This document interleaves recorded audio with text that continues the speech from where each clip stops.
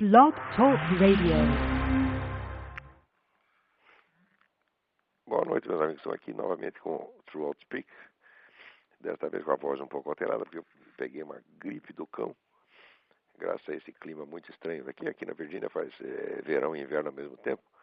E como a gente viaja muito, às vezes você pega um clima de verão e de inverno no mesmo dia. Hoje, por exemplo, aqui tá um calor.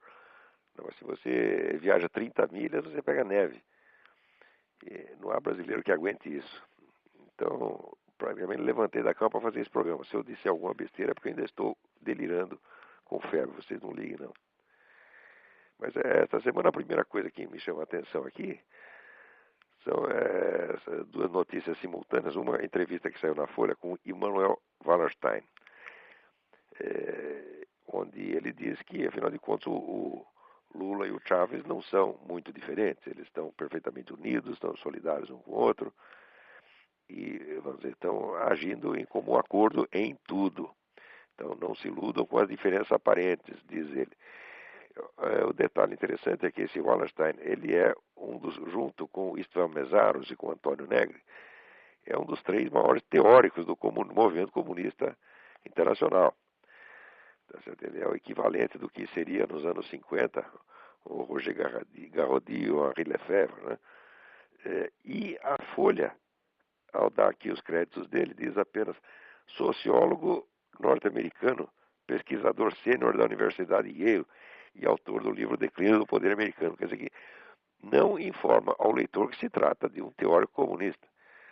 Quando vai entrevistar um homem da direita, vem sempre o carimbo ideológico. Mas aqui, não, é preciso dar uma ideia de neutralidade para, vamos dizer, explorar a credulidade do leitor. Isso aí é típico da Folha, né, seu Otávio Frias? Esse seu jornalzinho é filho da puta mesmo, né? Mas a entrevista do Wallerstein é até significativa, tá certo? Porque ele diz, além disso que ele diz sobre o Lula, ele diz uma outra coisa muito interessante. Ele diz que a ascensão dos governos da esquerda na América Latina reflete um decréscimo real da influência americana sobre esta parte do mundo. Isto é uma grande verdade. Tá certo? Agora, tem muita gente aqui que não quer ver isso, não quer saber. Pior é que esse declínio começou de dentro. Isso aí começa com a política latino-americana do Jimmy Carter. Né? Jimmy Carter sempre favoreceu esse pessoal da esquerda, depois o Bill Clinton fez a mesma coisa. E os governos republicanos que houve nesse ínterim não ligaram para a região, não fizeram nada. Isso quando não mantiveram exatamente a mesma orientação dos anteriores, como fez o George Bush. Agora, ao mesmo tempo que o Wallerstein diz que o Lula e Chávez são, no fundo, a mesma pessoa, vem a notícia de que no Fórum Econômico Mundial, esse senhor Jacob Frenkel, que agora é vice-presidente do American International Group, que atua em 130 países, homenageou o Lula porque o Lula se converteu ao capitalismo. Você vê que o Lula é uma figura realmente miraculosa, porque ele, ao mesmo tempo, ele é estritamente comunista e estritamente capitalista. Quer dizer, basta isto, essas duas coisas na mesma semana, gente, e parece que o leitor brasileiro já não junta uma coisa com a outra, né? Basta essas duas notícias ao mesmo tempo para você ver que a figura é totalmente fake e que tem alguma coisa muito mal explicada aí, né? Na verdade, a explicação, até nós conhecemos, existe um interesse enorme de alguns grupos econômicos nessa integração latino-americana, mesmo que seja por via comunista, para eles não faz a menor diferença. Então, desde que o Brasil continue pagando suas dívidas direitinho, para eles pouco importa que venha o comunismo. Aliás, até melhor, porque o comunismo se endivida mais ainda. O que eles não querem é um próspero país capitalista que não precise deles. Isso aí realmente não pode. Pode até, se for capitalismo, tem que ser capitalismo, como é que diz, na coleira deles. E se for comunismo, bom, vai ficar na coleira deles de qualquer maneira, porque comunismo é dependência econômica, comunismo é fracasso e comunismo é dívida. Eles sabem perfeitamente disso. Muito bem. Também, aqui na mesma semana, acontece uma notícia interessante que as Farc atualmente conserva em seu poder 1.100 prisioneiros sequestrados para fim de extorsão, aguardando, né, o pagamento do resgate para não sei quando. Quer dizer, não existe nenhuma cadeia na América Latina, nem mesmo em Cuba, que tenha 1.100 prisioneiros políticos ao mesmo tempo. A Farc tem. Né? E o nosso governo continua aí em muito boas relações com a Farc, né? Afagando a cabeça delas e nada fazendo contra a atuação dela, que no Brasil está cada vez mais ousada. Né? Aqui, outro e-mail que eu recebo aqui, Jorge Figueiredo. Agora que as drogas foram liberadas no Brasil, aqui no Rio de Janeiro, as Farc já deixaram de ser atacadistas para ser distribuidoras.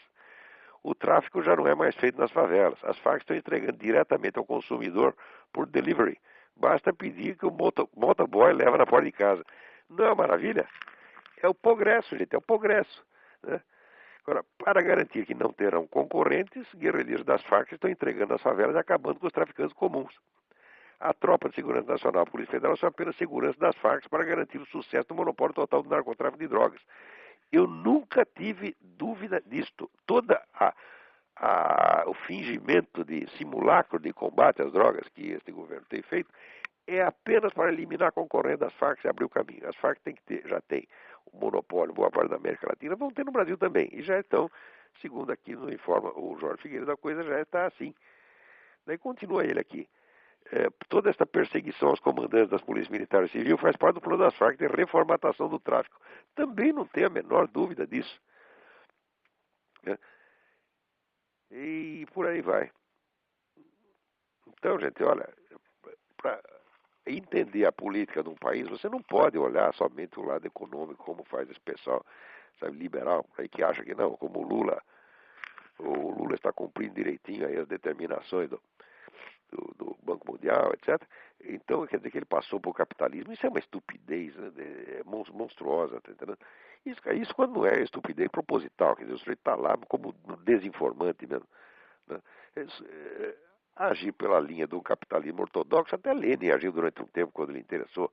Não, o que você tem que ver não é a política econômica, o que você tem que ver é isso aqui, por exemplo, a política de segurança, onde está desmantelando totalmente o Estado brasileiro e entregando na mão dessa gente, está criando uma tropa, está criando um exército revolucionário entre Farc, PCC, Comando Vermelho, MST. Isto já é, evidentemente, o núcleo do futuro exército revolucionário. O Lula está criando isso, pô.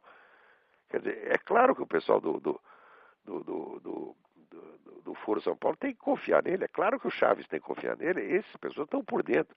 Eles não são os idiotas que, vamos dizer, se baseiam somente em notícia que saiu na Folha de São Paulo ou no Estadão. Não, eles leem os relatórios, leem as atas do Foro de São Paulo. Eles têm contato direto com o Lula, pois não precisam dessa idiotice chamada mídia brasileira para informá-los. Então, como eles sabem o que o homem está fazendo, eles confiam nele porque sabem que ele é fiel. Por outro lado, os camaradas lá do Fórum Econômico Mundial também sabem que ele é fiel porque eles só olham as estatísticas, os relatórios dos bancos, etc., e dizem que está tudo em ordem. Então, no meio disso, quer dizer, isso que estamos vendo é um país que, com a aprovação dos grandes centros capitalistas mundiais, está caminhando, vamos dizer, para o comunismo muito rapidamente. Muito bem. Tem um outro e-mail aqui, Marcos Paulo. Caro professor, saudações. Me chamo Marcos Paulo, resido em Vitória, Santo Antão, Pernambuco.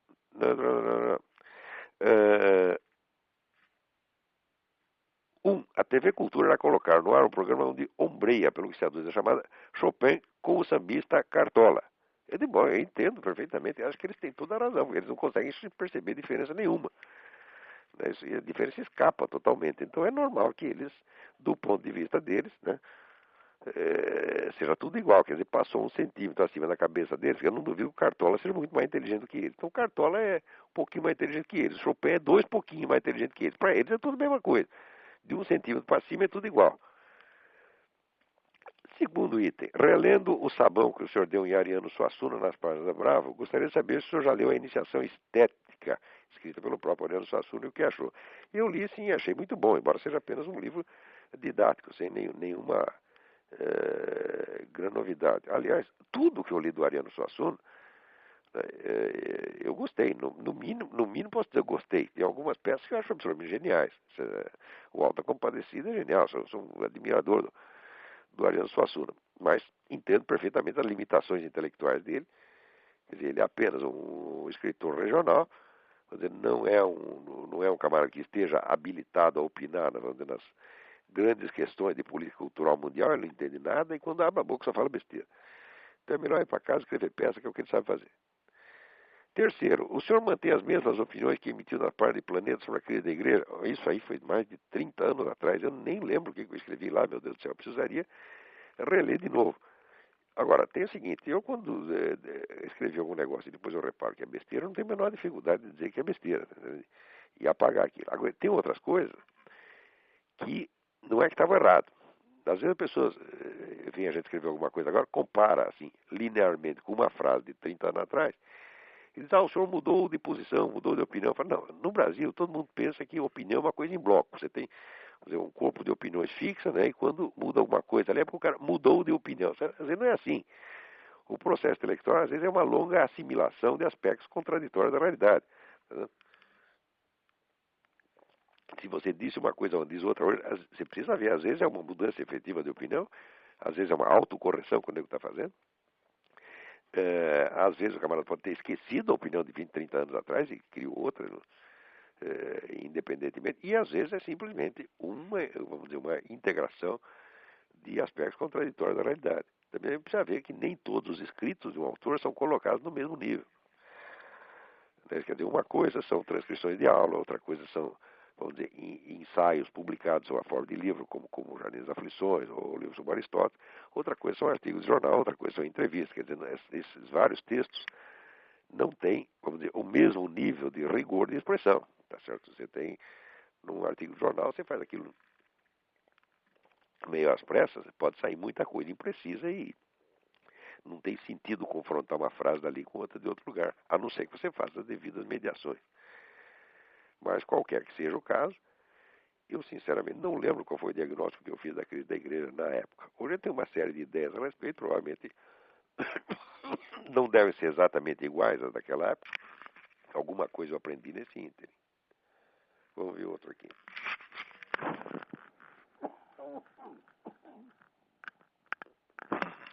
Aqui, Fernando Ferreira. É lícito afirmar a existência de um paralelismo entre a teoria dos quatro discursos e a gnoseologia aristotélica, quer dizer, a teoria do conhecimento de Aristóteles?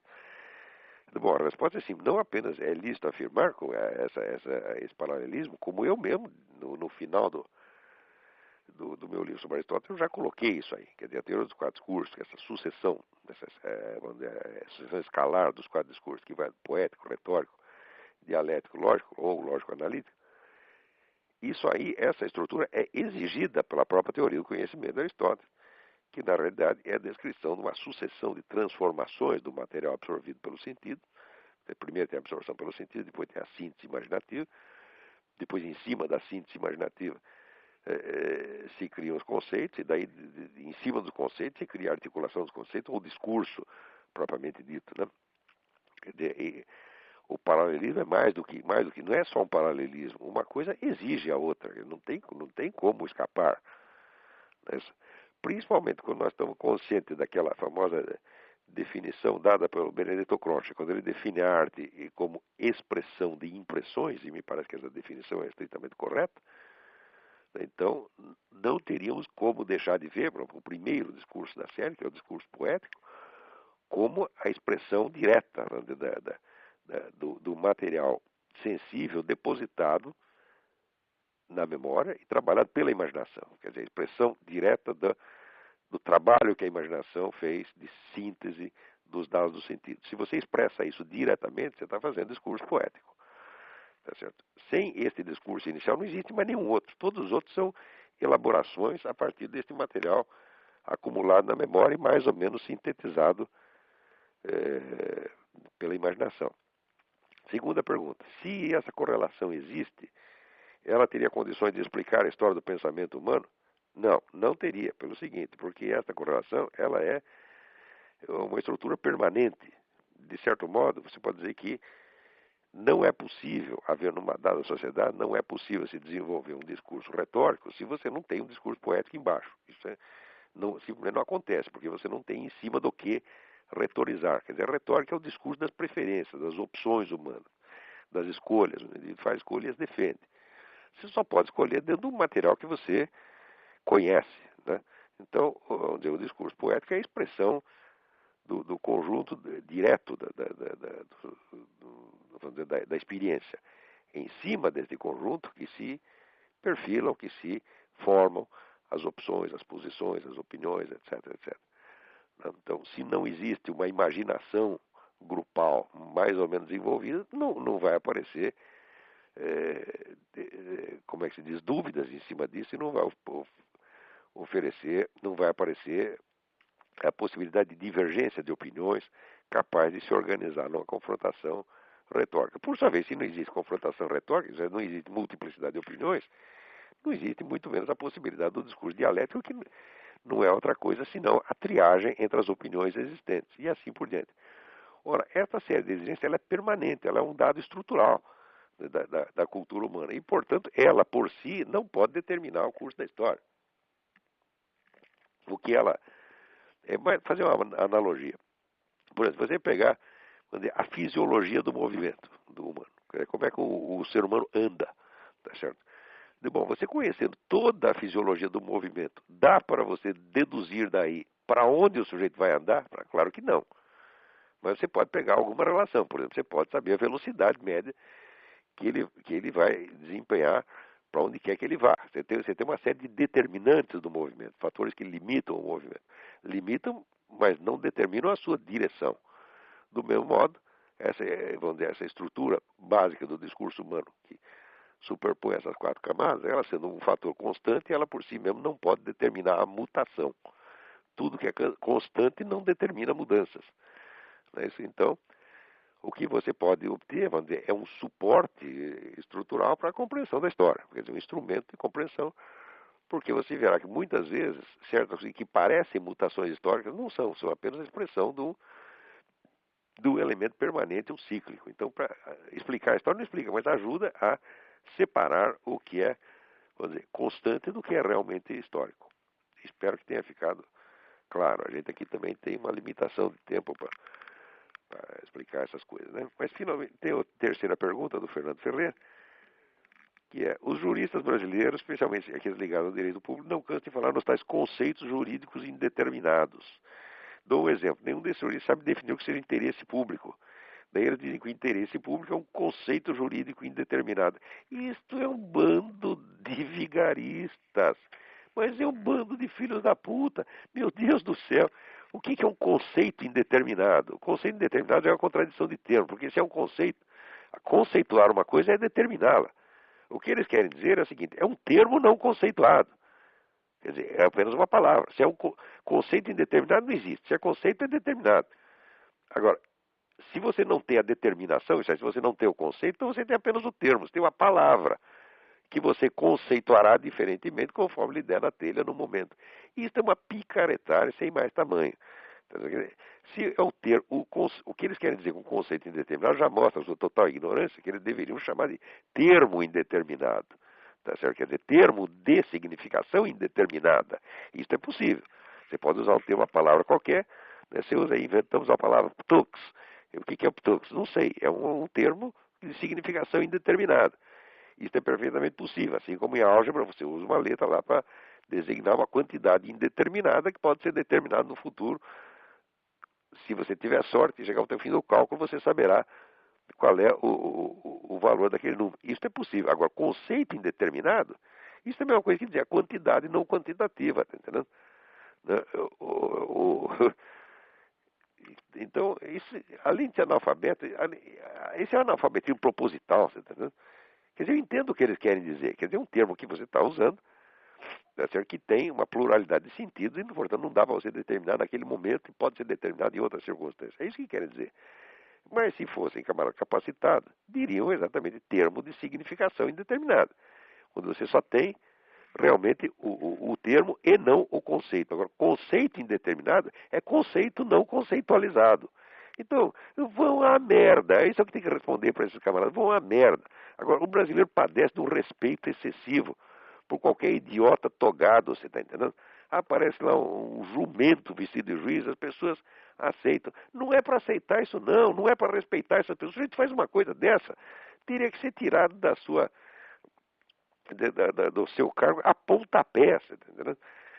Agora, você lê a teoria do medalhão do Machado de Assis, o medalhão é isso, que o sujeito só tem a pose e a posição e por dentro tem nada, é oco, é um monte de merda.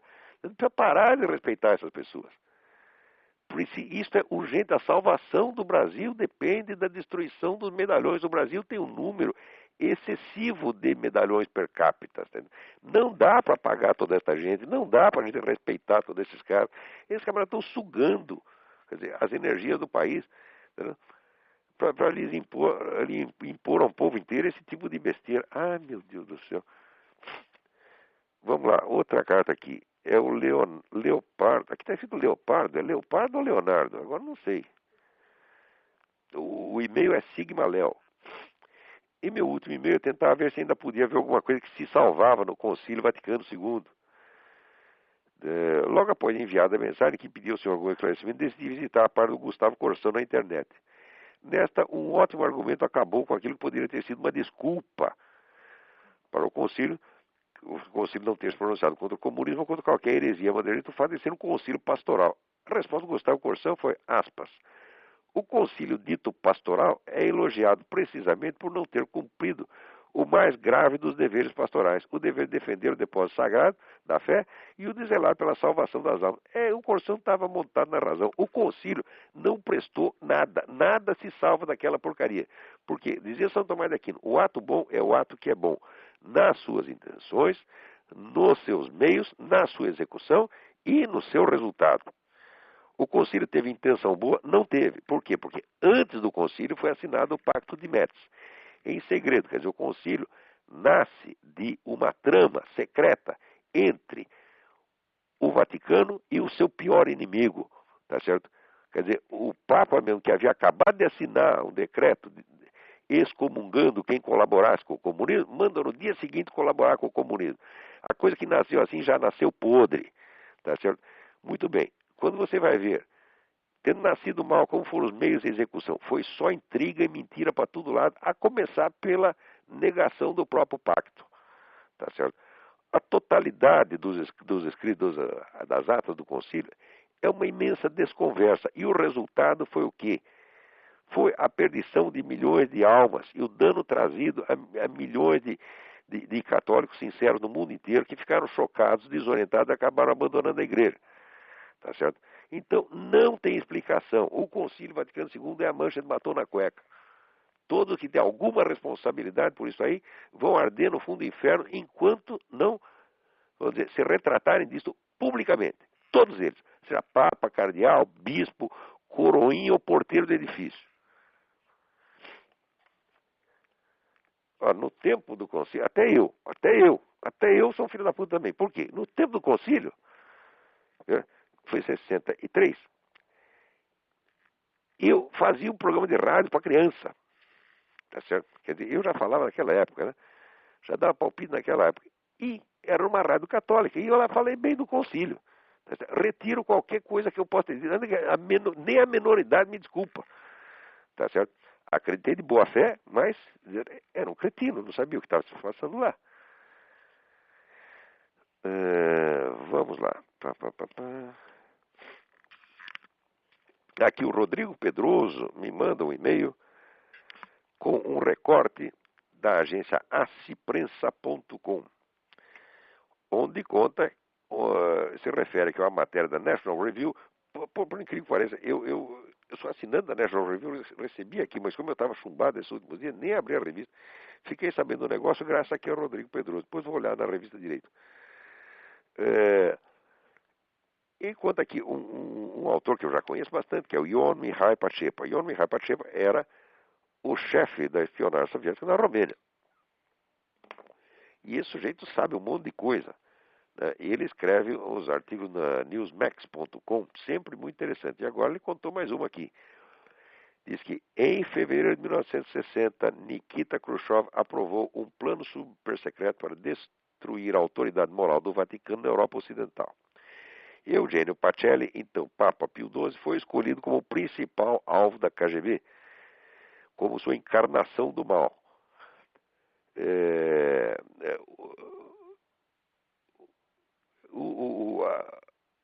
O nome Pacheco indicou esse artigo que a KGB baseou suas difamações na alegação de que o então arcebispo Pacelli havia servido como núncio apostólico em Munique e Berlim. Aspas, a KGB queria apresentá-lo como um antissemita que havia, vamos dizer, dado força ao holocausto empreendido por Hitler. Bom, era claro que, veja, essa história de que o Papa colaborou com o Holocausto, isso aí já foi totalmente, a tese em si já foi totalmente desmoralizada. Né? Saiu o livro do rabino, acho que Darlin, não lembro exatamente o nome do rabino, que pega esse livro do Papa de Hitler, escrito pelo tal de Cornwall, e reduz a pó de traque. Quer dizer, se alguém tem dúvida, depois eu prometo assim no outro programa eu dou o nome do rabino direitinho. Né? E olha, ninguém fez mais para salvar os judeus na Alemanha do que Pio XII. Pio XII pode ter o defeito que tivesse, eu vejo um monte de defeito dele, mas esse não. Ele não colaborou com o nazismo de jeito nenhum, ele foi o único sujeito que se mobilizou, enquanto os outros governantes do mundo estavam todos de braço cruzado, não queriam nem saber. Os judeus da Alemanha mandavam representantes desesperados aqui para os Estados Unidos para avisar as pessoas, ninguém acreditava, então fazia de conta que não acreditava. Enquanto isso, o Pio XII estava fazendo tudo o que podia para tirar o máximo de pessoas de lá de dentro. Tá certo? E aí no Brasil está cheio de gente que existe hoje. Por quê? Porque seu avô foi retirado da Alemanha pelo Papa. Se quer um exemplo, o nosso Otto Maria Carpo. O Otto Maria Carpo ele não era pessoalmente judeu, como religião, mas era de filho de família judaica, e foi retirado de lá pelo Pio XII. Tá certo? É verdade que chegou no Brasil se ferrou todo, porque, veja que coisa, deram uma carta de recomendação dele para o Alceu Amoroso Lima. O Alceu Amoroso Lima era um grão senhor, era um homem elegante, tá certo? Vaidoso, e ele viu aquele coitadinho daquele austríaco chegando lá, arrumou um emprego para o nego numa biblioteca do interior do Paraná. Quer dizer, matou intelectualmente o sujeito, né? Não foi capaz de discernir que ele estava diante de um crítico literário 1 bilhão de vezes maior do que ele. Daí depois o Carpo fez contato com o Álvaro Lins e foi a partir daí que ele saiu do buraco e começou a escrever no Correio da Manhã. Mas ele saiu do Paraná e veio para o Rio de Janeiro, não tinha dinheiro, ele viveu durante um ano, viveu ali no Rio de Janeiro e vendeu os livros da biblioteca dele. Depois melhorou a situação, mas esse é um dos muitos, né, milhares de judeus que foram socorridos ali pela Igreja Católica. Aliás, socorrer os judeus, se você quer saber, existe já uma bula, acho que é do Papa Bonifácio VIII, não lembro, mas, em que determina aos cristãos que os judeus devem ser deixados em paz para viver segundo as regras da sua religião tradicional e que devem viver sob a proteção dos cristãos. Quer dizer, quem quer que não... Isso é um... Quer dizer, se o Papa socorreu os judeus, ele não fez mais nada que obrigação, porque isso aí todo católico tem obrigação de fazer isso. Isso aí, esse negócio eu acho que é do século X. Não lembro exatamente a data, tá certo? Não lembro e hoje também meu cérebro não está funcionando muito bem. Mas o Papa fez isso, qualquer outro Papa faria a mesma coisa. Né? É claro, uma coisa é o Papa criticar a religião dos judeus. Ele tem o direito de criticar, porque se você tem uma religião, seguir uma religião significa que você acha que a sua religião é melhor que a do vizinho. Porque se achar que as duas são iguais, você pode seguir as duas, ou três, ou quatro ao mesmo tempo. Se o nego é católico é porque ele acha que a religião dele é melhor que a do judeu. Então ele tem o direito de criticar a religião do outro. Mas ele não tem o direito de fazer nada contra as pessoas. E ao contrário, tem o dever estrito de proteger. Isso é sentença papal, isso é decreto papal. Quer dizer, não o católico vem encher o saco, tá entendendo? Os judeus estão sob a proteção da igreja e tem que ficar. E quem quer que tenha feito alguma coisa contra eles ou se omitido na sua defesa, já está queimado. Vamos lá. Aqui tem uma história muito estranha, que diz que a cineasta Alexandra Pelosi, a filha da Nancy Pelosi, fez aqui um documentário contra os evangélicos americanos. É estranho sair isso no Brasil, porque eu vi aqui a entrevista da Alexandra Pelosi e ela falava até bem dos evangélicos. Ela falava, no fundo, eu tenho lá umas coisas contra, mas no fundo, eu acho que eles estão certos. Quer dizer, eu não estou entendendo direito essa é, esta notícia aqui. Muito bem, vamos ver o que mais temos aqui. Olha aqui, Pedro Costa me manda um artigo. Infelizmente ele não diz aonde saiu este artigo, né? Então eu peço, por favor, a todos que vão mandarem transcrições de jornal, de revista, põe a fonte direitinho, põe o lugar da internet, porque senão o pessoal pensa que a gente está inventando coisa, entendeu?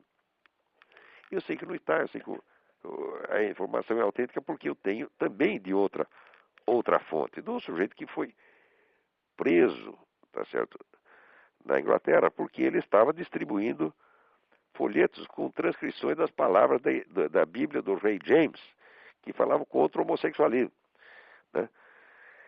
Então ele não pode mais, você não pode mais falar contra o homossexualismo. O cara foi para a cana, tá certo? É um militante cristão chamado Stephen Green. Quer dizer, não tem o direito de falar, mesmo que seja com palavras da Bíblia. Ora, se pode circular a Bíblia, então pode circular uma citação da Bíblia. Que raio de coisa é esta? Né? Quer dizer, o direito que se aplica a um texto inteiro se aplica a cada uma das suas partes. Quer dizer, se não for assim, não existe mais justiça, não existe mais direito, virou tudo bagunça. Tá certo? E a bagunça justamente que esse pessoal quer para instalar o direito do mais forte, quer dizer, aquele que grita mais, né? E você sabe que pouca gente grita mais do que esse pessoal gay. Se faz de coitado o tempo todo, entendeu? Como se fosse perseguido. Ora, meu Deus do céu. Eu tenho, assim, mais de 40 anos de jornalismo nas costas. Eu nunca vi um sujeito ser demitido ou deixar de pegar um cargo por ser gay. Ao contrário, tem um monte de chefe gay ao longo do tempo. Nunca ninguém nem reclamava disso, né? Eu já vi perder emprego, o cara por ser conservador, assim, olha, por ser esquerdista também não. Ninguém perdia emprego por ser esquerdista, mas direitista eu sei de vários, inclusive a começar por eu mesmo, né? Vamos lá, então esse artigo que não diz de onde é, mostra que há um certo temor na Inglaterra de que o cristianismo em geral acabe sendo criminalizado. E olha, parece que isso vai ser, tá indo para esse lado, porque veja aqui, o Antônio Donato me manda um e-mail dizendo que a imprensa britânica inteirinha está fazendo uma campanha intensa pela legalização da eutanásia, tá certo? E isso aí sob pressão, inclusive, de entidades médicas, tá? Importantes como o Real Colégio de Ginecologia e Obstetrícia, quer dizer, estão todos forçando para que adote a eutanásia. Então, isso quer dizer que, veja, a pressão dessas entidades pode mais perante o governo do que a opinião pública maciça, tá entendendo? Quer dizer, não adianta todo mundo ser contra, porque as decisões hoje, existem dois canais de decisão. Em todos os países do mundo tem dois canais de decisão. Um é o canal normal, que se conhece pela via eleitoral. Quer dizer, você elege os seus representantes, eles discutem no parlamento e passam lei. Mas existe um outro modo mais sutil, que é muito mais rápido, muito mais eficiente, que é através das comissões técnicas. Então você reúne meia dúzia de técnicos iluminados na ONU, eles tomam a decisão e vão passando, e aquilo acaba sendo aprovado sempre por cima, sem a menor consulta à opinião pública. Isso coisa até de maior gravidade do que a legalização da eutanásia. Essa coisa aqui dos Estados Unidos, da formação da comunidade norte-americana, que dissolveria as fronteiras entre Estados Unidos, México e Canadá, isto já tem, vamos dizer, acordos assinados entre os governantes dos três países sem que ninguém soubesse de nada. Quer dizer, isso na maior democracia do mundo.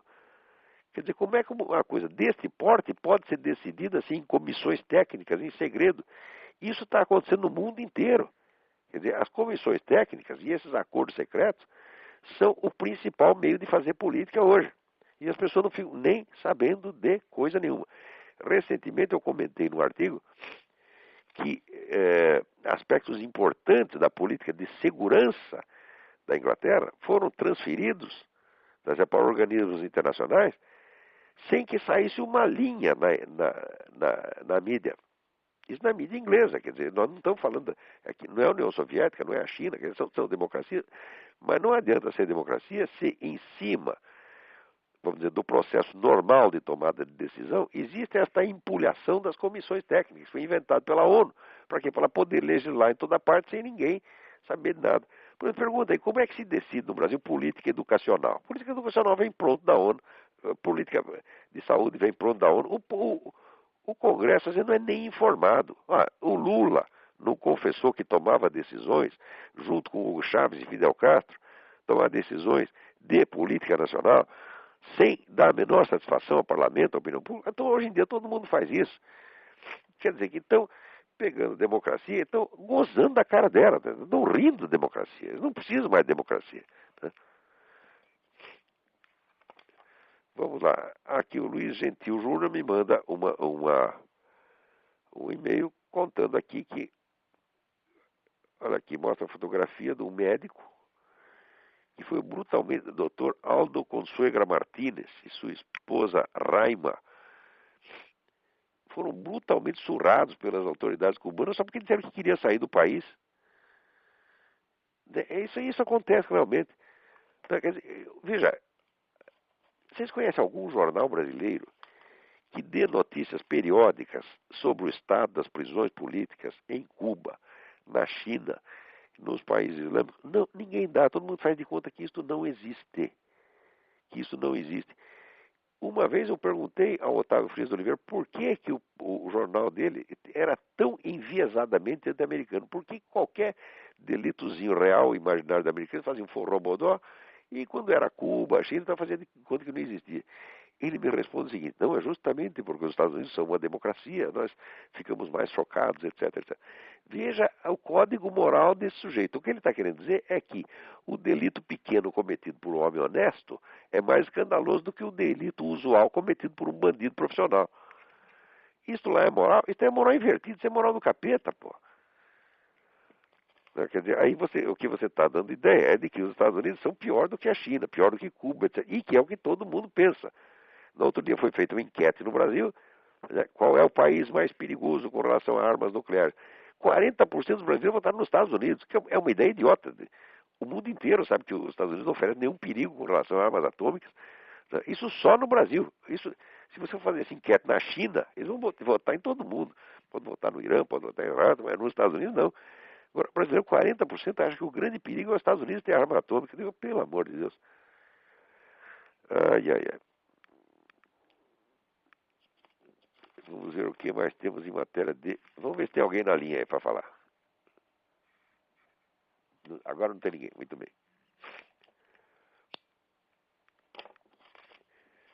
Então, eu queria aproveitar e contar um negócio para vocês aqui. É uma notícia pessoal. Desde a semana passada, eu faço parte do comitê de honra de uma organização chamada Forces, F-O-R-C-E-S. O site é forces.org, www.forces.org, que é um site, vamos dizer, de anti-antitabagismo. Quer dizer, é um site destinado a reunir a documentação, tá certo? Que prova toda a vigarice desse movimento antitabagista mundial. É uma coisa muito impressionante a documentação que eles colocam lá, que mostra que está havendo realmente falsificação de dados, tá certo? Por iniciativa de dois centros, a ONU, a Organização Mundial de Saúde, e as grandes empresas farmacêuticas que têm interesse nessas campanhas antitabagistas, que agora chegam ao absurdo de querer proibir o fumo em prédios de apartamento. Quer dizer, você está aqui fumando no segundo andar, o nego lá do 10º andar acha que vai pegar um câncer nos próximos 10 minutos. Tá certo?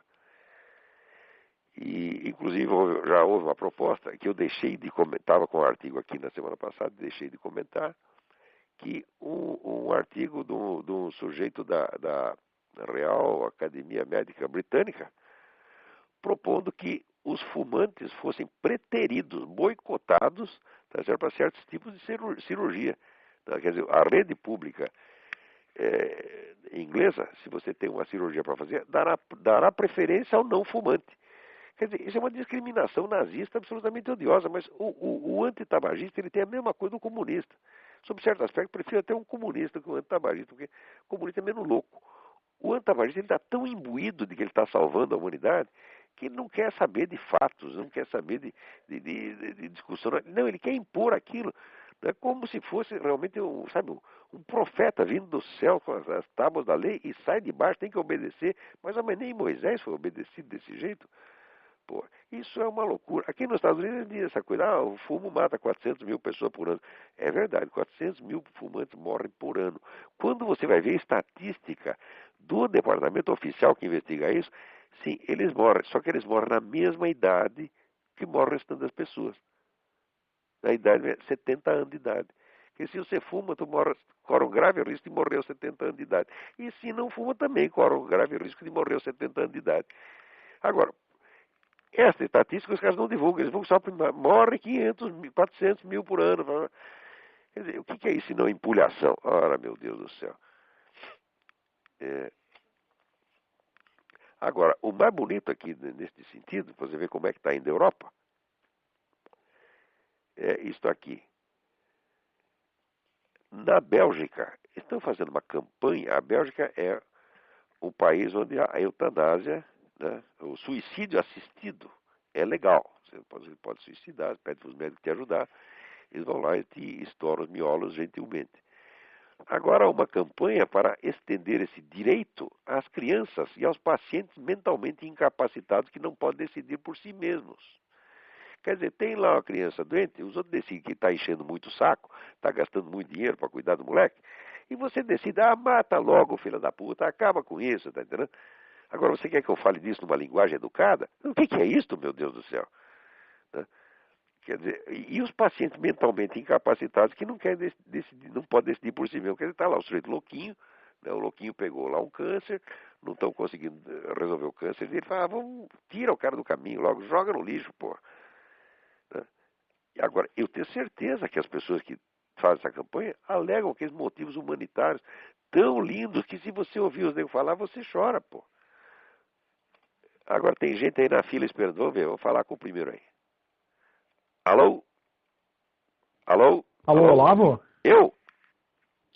Aqui é o Leandro de Porto Alegre, tudo bem? Não entendi teu nome. Leandro, Leandro, oi, tudo bem, Leandro? tudo bem. Antes de mais nada, eu gostaria de agradecer.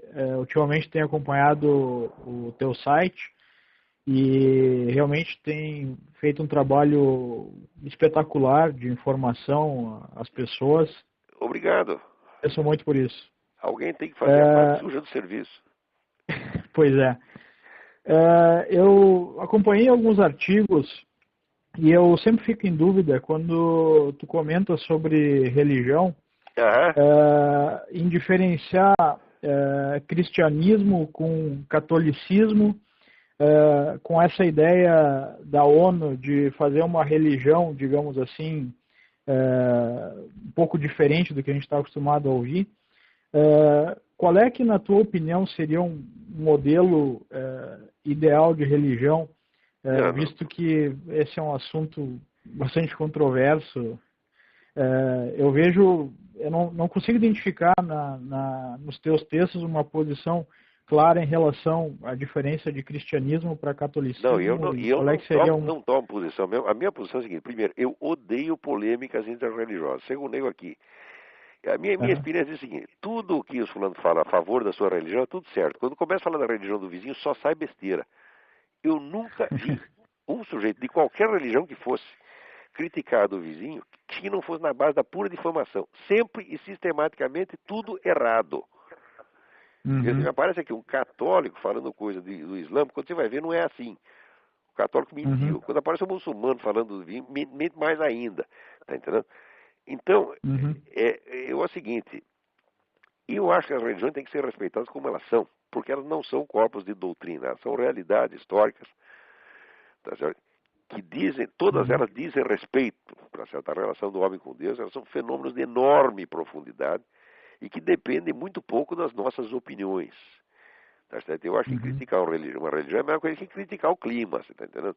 Você não vai conseguir mudar. Esses dados estruturais têm que ser mantidos de algum modo. Agora, eu não gosto de crítica à religião e não gosto de mistura. Você está entendendo? Porque a mistura já esculhamba até o sentido ritual da coisa. Tá certo? Então, vamos dizer, esses ritos das igrejas não surgiram do nada, tá certo? Alguns surgiram por revelação parcial ou total, tá certo? Você pode ter, do ponto de vista de uma religião, você pode negar que a outra seja totalmente revelada, mas não que houve, pelo menos você não pode negar alguma revelação pessoal lá dentro, não pode, tá certo? Então, vamos dizer, as polêmicas interreligiosas são absolutamente estéreis e são muito utilizadas pelos inimigos da religião em geral. Tá certo?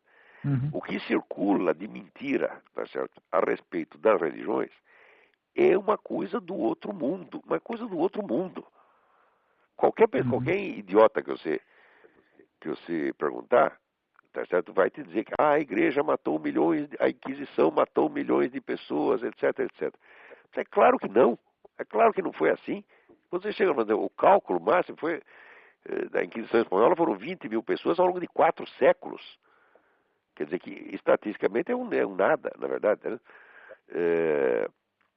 A Revolução Francesa matou 10 vezes isso em uma semana. E as mentiras que circulam a respeito de judeu, que circulam a respeito de muçulmano, porra. Entendeu? Tudo isso é nojento. Né? Então, eu acho que tomar posição nisso aí está errado. Se você quer saber qual é a minha fé pessoal, eu sou católico, sempre fui. Tá certo? Agora, nós estamos numa época, vamos dizer, de muita ambiguidade, porque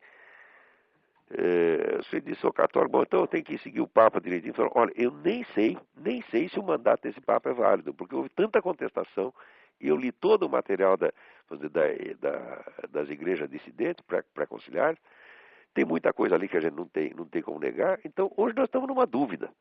O Concílio Vaticano encheu todo mundo de dúvida. Quando você está em dúvida, o que você faz? Você espera e reza. Eu não vou sair condenando as pessoas à toa, eu não vou fundar uma outra igreja, não vou, não vou tomar posição enquanto não souber a realidade das coisas. No Brasil, as pessoas às vezes têm que ter opinião sobre tudo. Fica um pouco complexo porque às vezes tu observas alguns padres católicos aqui no Brasil falando a favor de MST, isso nem se revolução. Fala. Eu tenho certeza de que a igreja que fez o Concílio Vaticano II estava todinha podre e infiltrada. Isso aí você tem a prova total hoje. Viu essa coisa da KGB que eu falei, esse dado apareceu agora, mas quem não sabia que isso foi coisa da KGB? Todo mundo sabia. Agora, a KGB não era fazer a campanha de difamação. A KGB estava dentro do Concílio Vaticano II. Tá certo? Então, como é que a gente vai ceder à autoridade dessas pessoas? Eu falo, não sei se você tem autoridade. Não sei e não sou obrigado a poder obedecer em caso de dúvida. Eu estou falando de consciência, tá entendendo? Então, as questões... A única defesa contra isso seria a consciência individual. Não tem outro jeito. Não tem outro jeito, você tem que rezar e pedir diariamente a Jesus Cristo que te ilumine, porque não é que você está contra a autoridade, é que a autoridade sumiu, meu Deus do céu. Você está entendendo? Exatamente. Está difícil saber onde ela está hoje, né? Quem é que representa realmente a autoridade espiritual dentro do mundo cristão. Então, eu acredito que quem representa essa autoridade espiritual são as igrejas no seu conjunto. Você está entendendo? Eu acredito piamente na unidade profunda das igrejas cristãs. Acredito que o cristianismo é um só. Tá certo? E não creio que as divergências não possam ser resolvidas. Tá certo? Com outra religião é outro problema. Tá certo? Com relação aos judeus, já acabei de dizer o que eu acho. Tem que deixar de fazer do jeito que eles sempre fizeram. Tá? Isso aí é decreto papal, não é eu que inventei. E é de uma época em que não havia dúvida quanto a quem era a autoridade do mundo cristão. Tá certo? Então, esse decreto está em vigor. Quer dizer, a gente tem que proteger o judeu e defender o direito de ele seguir o rito dele. Tá? Acredito que ficar mais centrado na figura de Jesus Cristo em si, ao invés... Quanto ao protestantismo, tá certo? Olha, quanto ao protestantismo, eu não tenho como negar a autenticidade espiritual de muita coisa que vem dali. É claro que acontece. Como é que você vai explicar que o único país do mundo onde a religião cristã ainda é uma força política considerável seja um país protestante? Você acha que Deus ia deixar isso acontecer isso só de cinismo? Quer dizer, se o protestantismo não tem nenhuma raiz autêntica dentro do cristianismo milenar, como é que pode acontecer uma coisa dessa? Entende minha pergunta? Então, Entendi. Então, alguma coisa de bom tem ali. Não sei o que é, mas que tem. Também não sou eu que vou julgar isso aí, tá entendendo? Eu só não gosto de ouvir o sujeito falar mal da religião do vizinho. Te recomendo isso pra você. Pegue o que tem de bom, siga os conselhos do apóstolo, experimentar de tudo e ficar com o que é bom. Isso depende totalmente da consciência individual. Né? Que outro remédio você tem? Mas não deixa a consciência individual solta. Peça ajuda a Deus. Ok, muito obrigado. Obrigado eu. Vamos lá, quem mais está na linha aí? Alô? Alô? Alô? Alô, quem está aí na linha? Alô, Olavo? Eu? Oi, Álvaro, do Canadá. Tudo bem, Olavo? Oi, tudo bem? Tudo bem.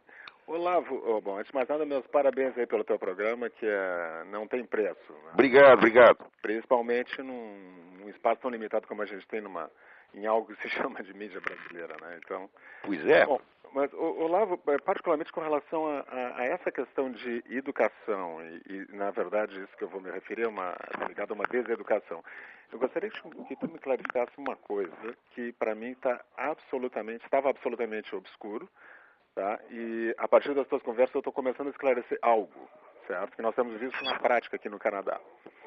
Esse movimento de ignorância mundial que se vê em nível de educação, que a gente viu no Brasil, o movimento de reforma, etc. Por acaso isso está ligado a esses movimentos chamados de alta performance, como o do International Baccalaureate, que nasceu justo em 68 na Suíça, e me parece algo que veio extremamente em oposição àquilo que tem nos Estados Unidos, que é o Advanced Placement. Quer dizer, está me parecendo isso aí, e aqui particularmente no Canadá a gente vê isso de uma maneira muito forte, né? Quando nos Estados Unidos tu tem 30 vezes mais APs em relação a IB, e a performance é infinitamente maior. Quando tu pega o IB, o conteúdo é simplesmente emburrecedor de quem está lá dentro.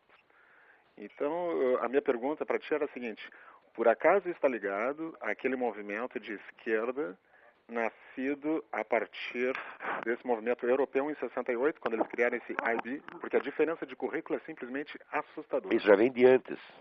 Já vem de antes. A história inteira você pode ver num livro que se chama The Deliberate Dumbing Down of America. Espera aí, vou te dar o nome da autora. Espera aí. Sugestivo.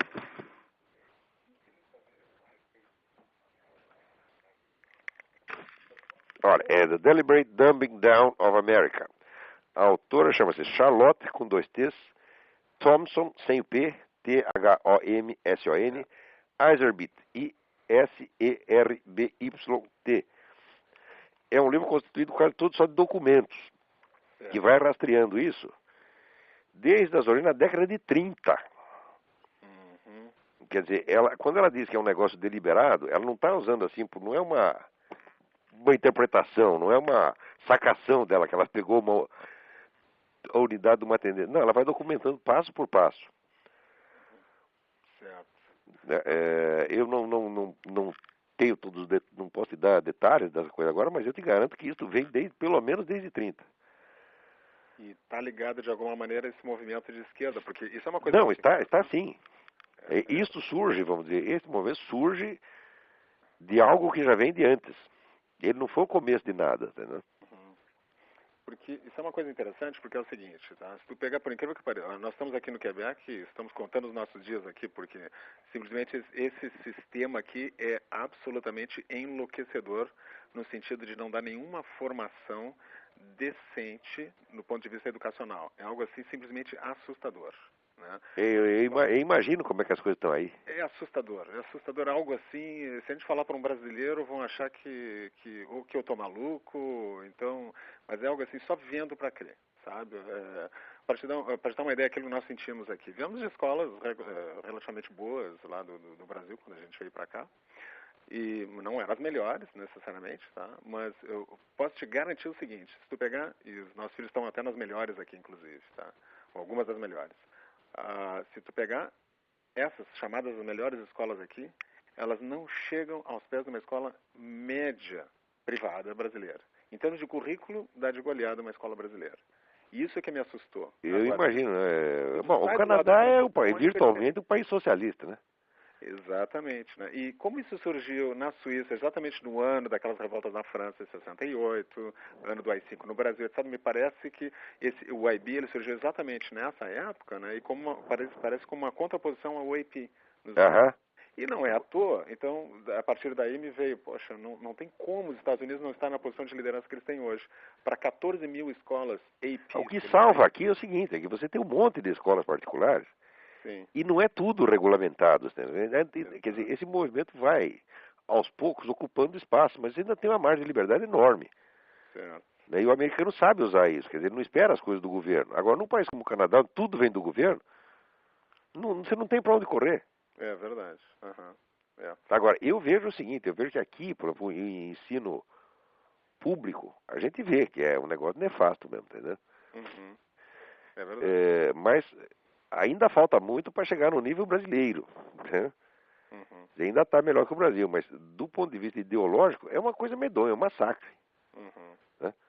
Certo. E não tem muito espaço para divergência, não, porque as pessoas nem imaginam que isso existe. Agora, tem muita escola particular que não é assim.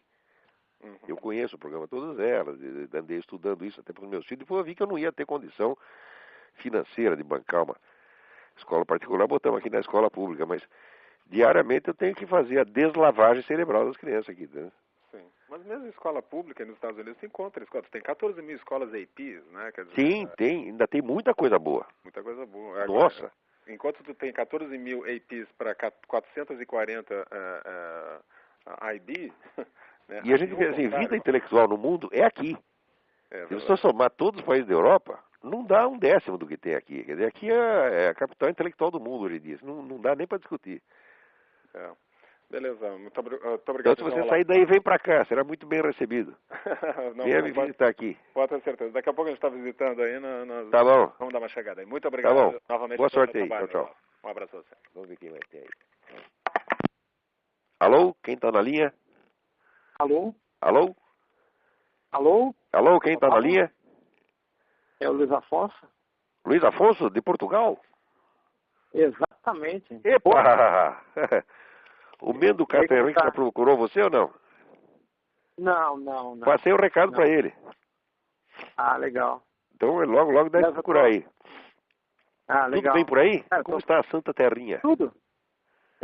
Pelo jeito não está tão frio quanto aí. Pela tua voz, parece que o frio do... Não, aqui do não é o inverno problema do frio, rapaz. Aqui é a mudança. Porque aqui onde a gente vive no ponto mais quente da Virgínia. Né? Então aqui, okay. durante o inverno, neva 2 dias. Tem dia que faz calor aqui mesmo. Mas você anda um pouco, daí você pega 10 abaixo de zero. E como a gente viaja muito, às vezes pega 3 climas num dia e fala, não, aqui aguente, pô. Bem, Olavo, eu estou te ligando só para dar um panorama do que tem aqui. Eu encontrei muitos liberais aqui, mas libertários, né? Agora tem dia 11 de fevereiro tem o plebiscito da descriminalização do aborto. E todos tá a pressão os liberais da internet, todos eles são a favor, né, da descriminalização. E toda vez que a Igreja Católica fala contra, eles dizem mais um ponto a favor do sim. Se a Igreja está falando que é contra... se a Igreja está contra, deve ser bom, né? Exatamente. Mas também, depois também desse tremendo esforço que a Igreja fez para se desmoralizar assim mesmo, o que ela quer? Conservar a autoridade intacta? Não dá, pô. E aqui também, os Estados Unidos aqui também bem sujo, todo mundo fala mal. Também tem essa coisa, se o americano é a favor, deve ser ruim. Né? Alô? Eu acho que caiu a linha aí do Luiz Afonso. Vê se caiu aí. Liga de novo. Não, põe outra pessoa ainda. Alô? Parece que o Luiz Afonso caiu mesmo a conexão. Mas vamos ter que ficar para a próxima porque o nosso tempo aqui acabou. Muito obrigado a todos pela atenção e até a semana que vem.